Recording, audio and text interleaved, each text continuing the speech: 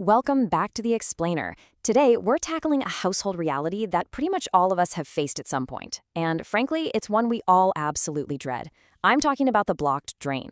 It usually starts small, right? Just a slight pooling around the shower drain, or maybe a kitchen sink that takes its sweet time emptying. But we all know exactly how quickly that minor inconvenience can escalate into a massive, stressful mess. When you're standing ankle-deep in murky water, you really just want it fixed. But as we're going to see today, the specific method you choose to fix it matters immensely. We've all been there. You turn on the tap, and instead of disappearing down the drain, the water just kind of stares back at you. Or worse, it brings these really foul odors up with it. It's incredibly frustrating, and honestly, it brings up a genuine fear of property damage. You immediately start worrying about backups, toilets overflowing, and ruined floors.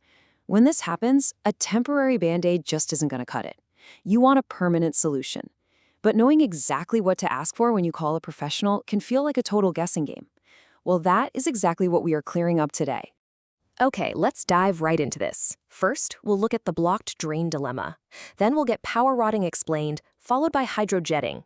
After that, we've got a head-to-head matchup, and we'll wrap up with the exact questions you need to ask your plumber. Section 1. The blocked drain dilemma. Because, as you'll see, not all clearing methods are created equal.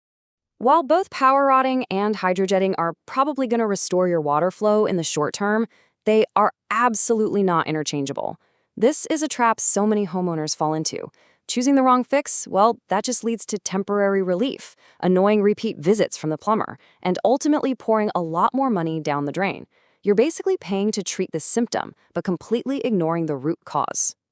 Moving on to Section 2, Power Rotting Explained, which is all about mechanical clog clearing.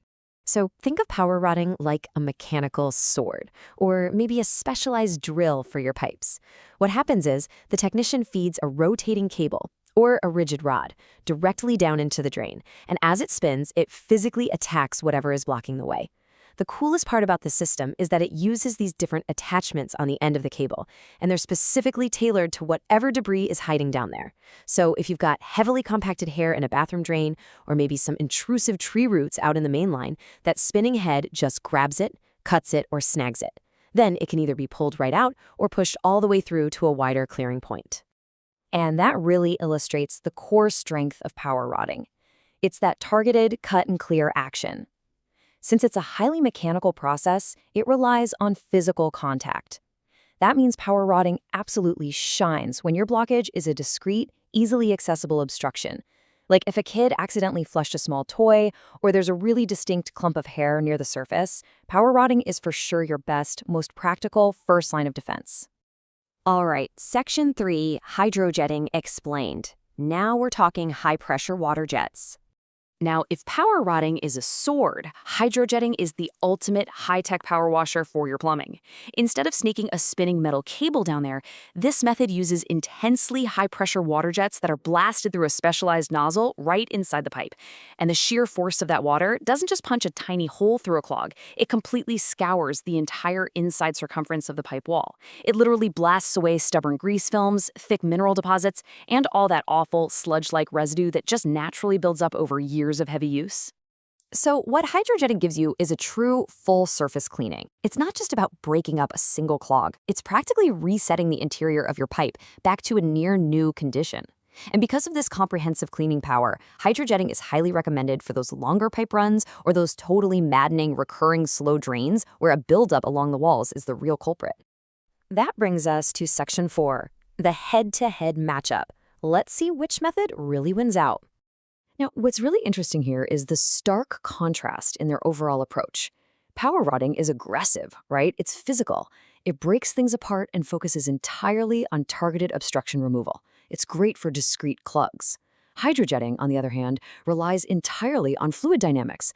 It scours everything with intense water pressure to give you a full surface cleaning, making it the go-to for layer-like buildup. Basically, if you have a solid clump blocking the way, you rot it. But if it's a sticky, layer-like buildup choking the pipe, you jet it. Let's walk through this quick decision matrix so you can perfectly match your specific pipe symptoms to the right solution. Think about the blockage type. If it's something you can physically remove, like hair, power rotting is your answer. But if it's wall buildup, like kitchen grease, scale, or sludge, hydrojetting is the way to go. What about your primary goal? Well, if you just need immediate, discreet clearing to get the water flowing today, power rotting is incredibly fast and effective. But if your goal is a full surface interior clean to stop future issues dead in their tracks, you want hydrojetting. Keeping this breakdown in mind is literally a cheat sheet that will save you so much time and frustration when you're making that service call. But wait, we do need to talk about one major caveat here. Warning, power rotting leaves layer-like buildup behind. If your underlying plumbing issue is actually severe scaling or thick residue, sending a power rod down the line is only going to punch a narrow little path straight through the middle of all that sludge. Sure, the water's going to drain again for now, but the walls of your pipe are still coated in that thick gunk, which means the pipe is highly susceptible to catching new debris again very soon. And that leads right back to the recurring nightmare of slow drains and calling the plumber over and over.